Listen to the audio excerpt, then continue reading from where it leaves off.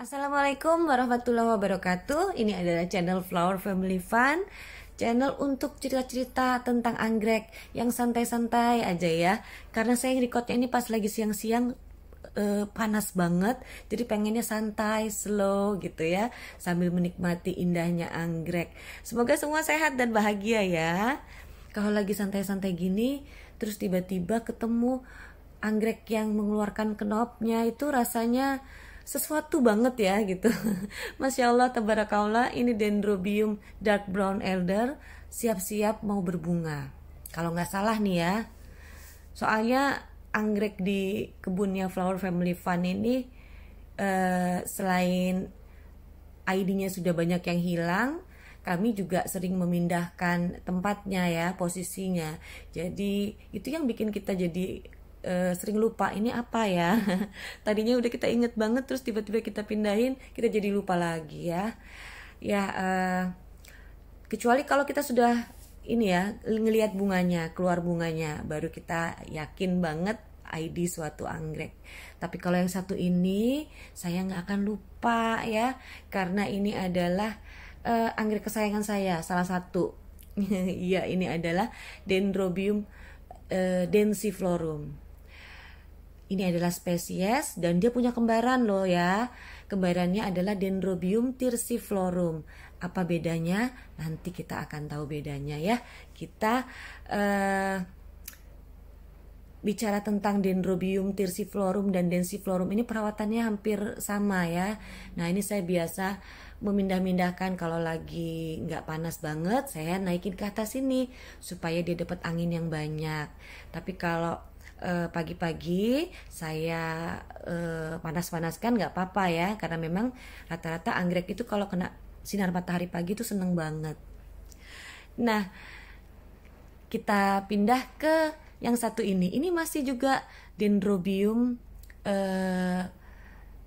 apa lagi ya ini, kalau ini adalah Dendrobium thyrciflorum, kalau yang tadi adalah densiflorum ya. Nah, yang ini adalah Dendrobium thyrciflorum. Bagaimana sih cara ngebedainnya? Coba kita perhatikan stemnya ya. Memang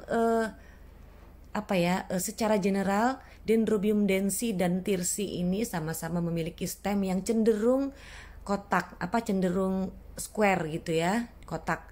Nah, tapi kalau untuk thyrsi dia agak lebih membulat. Jadi itulah kita bisa membedakannya. Kalau bener-bener mentok kotak, nah itu berarti densiflorum.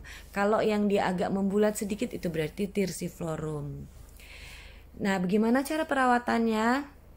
Kebetulan nih ya, saya lagi ada thyrciflorum yang butuh perawatan ekstra karena dia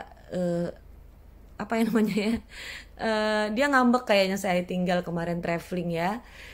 Jadi ketika selesai traveling, saya kembali lagi ke rumah, saya mendapati thyrciflorum ini lagi berubah warna gini. Saya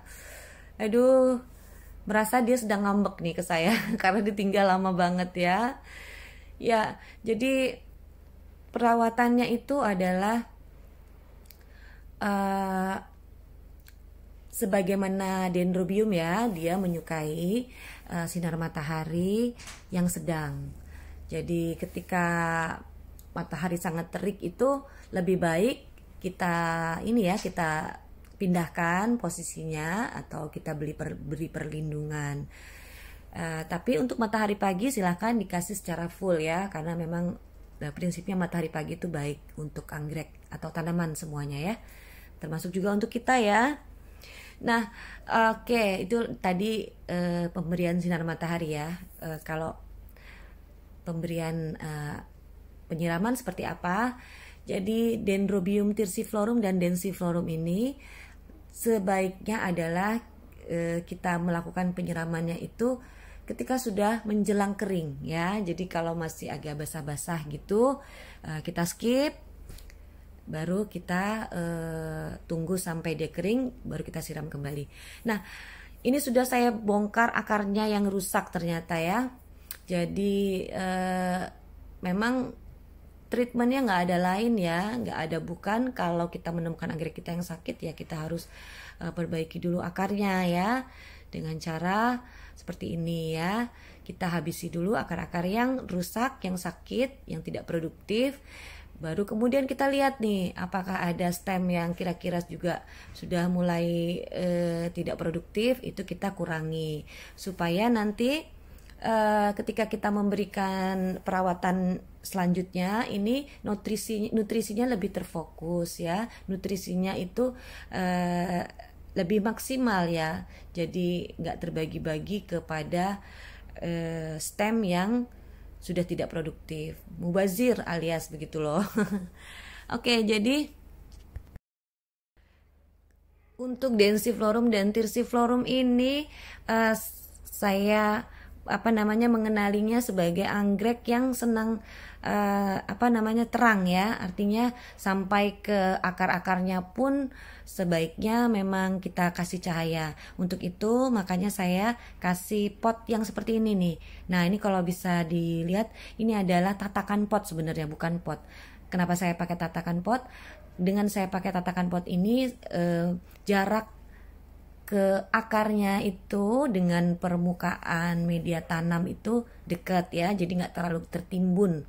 Kalau di pot kan itu dia bisa mendelep banget gitu ya, tenggelam sekali gitu, jadi akarnya nggak kelihatan. Nah, dengan kita pakai seperti ini, cara seperti ini ya, kita pakai tatakan, kemudian kita kasih media tanam di ini diantaranya itu membuat rizomanya itu menjadi lebih banyak terkena sinar matahari.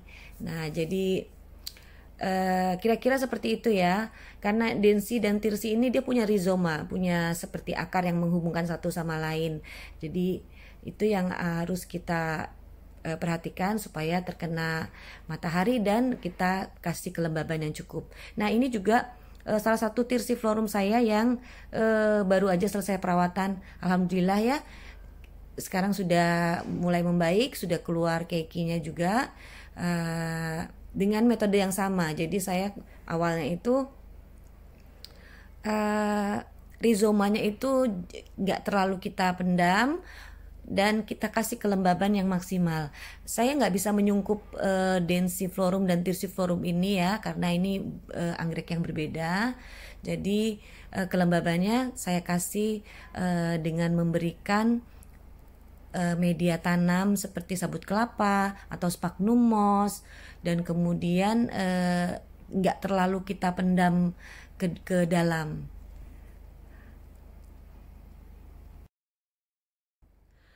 Memang ini agak sulit ya untuk menjaga stemnya itu nggak jatuh karena dia sangat dangkal ya tempatnya. Nah, maka itu saya membutuhkan kawat ya untuk membuat posisinya itu stabil. Selain kawat, saya juga menggunakan batu dan arang ini untuk sebagai penahan. Jadi posisinya bisa tetap berdiri kokoh gitu ya.